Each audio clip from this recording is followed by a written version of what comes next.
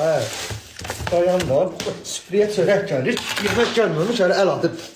Ben ne vardı? Düz oturun. Ben ne var? Sağ demedi.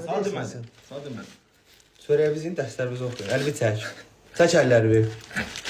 Dedim derslerimizi okuyun. Bak yeməkdə nəsə bir şey qala. Ha bala kuş yemləyirsən. Kuş yemləyirsən. Kiçik. Deme lan ha. Bu. Tuşumuz var bu çörəkdən yeməkdən bir şey qalsın. Başa düşdünüz? Nə var nə yox hamısını yeriz. Çörək çıxmaqda yoxdur. Nasıl yemiyorsun? Çörək Teyyub çıxmaqda. git çağırır der düşen şahlarını top oynuyor. Oynama Teyyub lan. Niye? Teyyub lan oynama. Ben sana dedim bak gördünüz Teyyub'u koymuyor. Teyyub. Gel besleşanlara bak. Gel götür bunları. Teyyub'un maması bizim ortamızda. Sen sarmıram ben. Ha. Sen çok sarmıram. Ben azmı sarmıram. Sarmıram sizi ben. Get bu steşanlar için təmizlə gətir. Temiz değil bunlar. Eğer temiz değilmiş. Get gətir.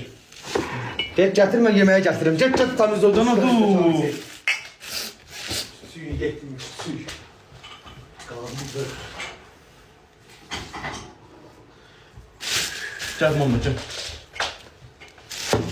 Yumurta.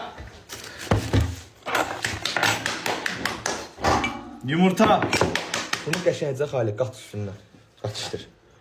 Baş tamam. Ama Halil dedi ki Teyyub'un Ay ben maması. dönüyorum. Halil dedi ki Teyyub'un maması bizim atamızdan sevgilidir. Ona göre koymuyor. Onun göre. Düz demirəm. Ona göre koymuşsan da Başa düşmədim. getsin Teyyub'la oynasın. Başa düşmədim. Bak yox, o mən başa düşmədim.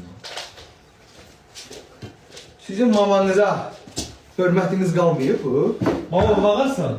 Hörmət yoxdur mamaya? Mama sen yoksa Ceksa. Yoxdur. Ay mama. Ay mama. Ay mama. Ay mama. Ay. Ha? Ay mama. Gel yemeğini ye. Təzmin qalxacaq indi. Sen mama sen yoksa Bruce Lee. Bruce Lee maması.